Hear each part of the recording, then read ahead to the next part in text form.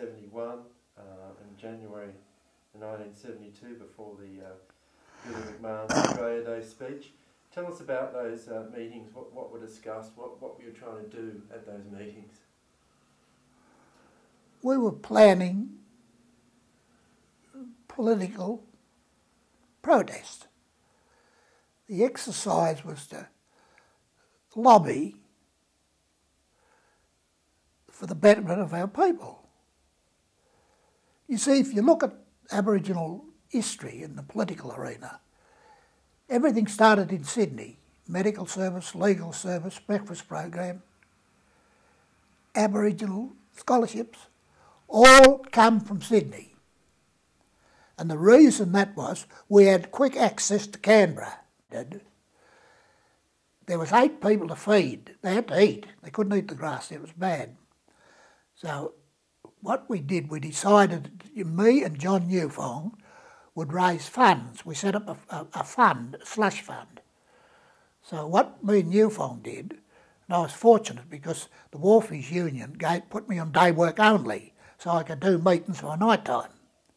So we wrote stereotype letters to Rotary, Lions and Apex as this guest speaker, and we'd solicit funds there, right, to feed the troops. So, yeah, me and John Newfong, we were the 2 people to solicit funds to feed the mob. So they stayed there till the 20th of July when they introduced the legislation. See, when I got there on the Friday, the member for the Canberra was a fellow called Keppel Enderby, who later went to the High Court. So I said to Keppel Enderby, what's happening? What the hell's happening? They haven't moved them. He said, you found a gap in their law. They can't move you unless they introduce legislation. So we put up 8 tents then, and I become the Minister for Defence, and we give ourselves portfolios, painted the gutter, no parking, Aboriginal Embassy staff only. Then we introduced the flag, not the one we got now, the original one. That's over with Charlie Perkins' wife. On the 20th, when they introduced the legislation, there was about 16 of us there. It was a Thursday. So the coppers come in, ripped the tent down, arrested a few. On the 23rd, we put her up again. There's about 60 odd. People exaggerate with numbers. Around 60 odd.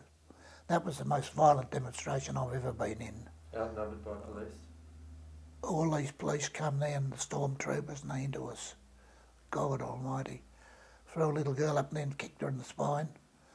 It's all at Ninglana, the one I took to China. Yeah. So on the 30th we put her up. There's over 1,000 of us. We marched across the bridge then. We had our caucus meeting the night before, and we decided to fight them. We decided to fight the coppers. That was our intention. So we armed ourselves with little Bondi sticks. We said we're going to give it to the bastards. Then I leaked it, purposely. And then they backed off us. So we had a moral victory. 4 weeks later,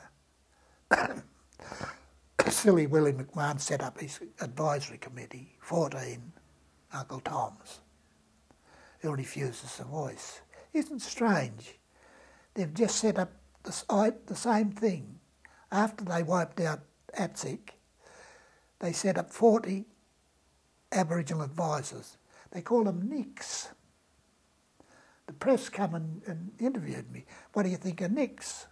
I said, remove the N and put a PR in its place. Took a while to register.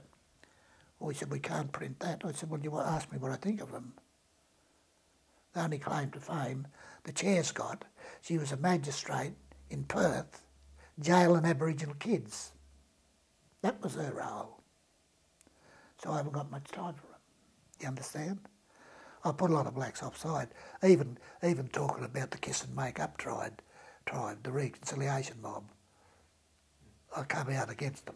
If we can jump back to July 30, I heard that you play a role in trying to you described it a bit there, but there was the potential for that to be extremely violent, and as you said initially, there was going to be a violent confrontation. You better believe it. And so was it you that made that strategic decision to change it? To tell us. No. All I said was, you know, let's not be. It was going to be No, I just went the meeting the night before. I said, let's not be like them. Let's not lower ourselves. You understand? We'll attack them with little sticks. It was like a play act. Right? I wanted the coppers to know what was going on, so I leaked it purposely. Because the eyes of the world, I shouldn't let them go ahead. Because the eyes of the world was on. See, within 3 months, we were getting letters from all over the world. Aboriginal Tent Embassy, somewhere in Australia. So we were reaching. And the best outcome was going to China. Because Australia was in the process of recognising China. The government changed hands while we were in China, and Whitlam came into power. And the spin-off, I'm talking about your questions, and the spin-off was, Whitlam said to me in 73, I'm going to do a catch-up exercise for you. You're that far behind in HHE, Housing, Health, Employment, Education. And he channelled heaps of funds into our programs where we didn't have to go piecemeal, cap in hand all the time. And I'll always be grateful to Whitlam. So that was the spin-off from it, that question you were asking. Night out with John Newfong, first prize. Second prize, 2 nights with John Newfong. You know, I clouded up and it went over real well. But all I'm saying is the generosity of the people in Canberra, I'll always be grateful to. There's a Chinese place there. Thursday nights they'd come over with this big silver platter of Chinese food for the troops. So they really looked after us. And we had strict guidelines. No grog and no booze. No, we stuck to it. Oh yes. I went up there last year and Bobby Huddleston said, oh, coming over to the Tent Embassy. Don't film this. And you pulled the troops into line. That was. Oh yeah. Yeah, that's what A lot of them were younger than you. So they were all younger than me. I was the oldie there. Yeah. How did you feel about it? No. The interesting side is they listened to me. That was the interesting side, right? Foley and all real radical bastards. And I said, look, in all struggle, I tried to explain to them, you need 2 lines. You need a militant line and a conservative line. Now, what the government does, they make all the noise, jump up and down, carry on. They won't deal with them because they don't want to lose face, but they get the crumbs. So you need the 2 lines. This is what I drilled in their head. I was teaching them politics in a manner. You understand? Now, I'm saying it was really organised. I was surprised how regimented they became. Okay? I said, first of all, this was the same favourite saying, if you want to organise other people, the first thing you've got to learn is to organise yourself. It won't work otherwise. They used to repeat that, you see. But it was a good political struggle. So you put some of that in place? There are other people like Pat Etok, weren't there? Yeah, Patty was good, yeah. She suggested we gag ourselves. When they refused us a voice. So we got some sticky tape. And there was the theatre, of course, as well. So you were in the job of entertaining people to get the message across. Yes.